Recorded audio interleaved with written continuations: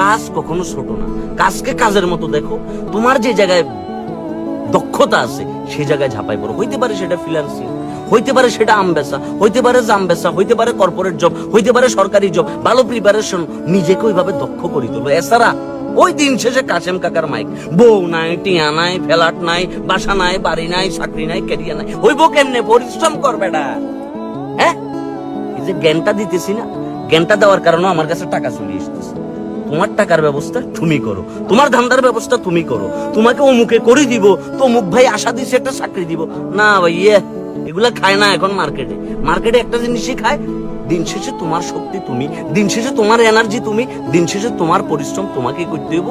আর ওই সফলতার ভাগ বাকি মানুষরা আছে নিজে। এটাই সিস্টেম, এভাবেই দুনিয়াটা চলতেছে। সুতরাং লাইফে যদি কিছু করতে চাও, নিজের কাজটা নিজে করো। কেমন? আর এই ফ্রি জ্ঞানটা ভালো লাগলে বাকি বন্ধু বান্ধবদের সাথে শেয়ার করো।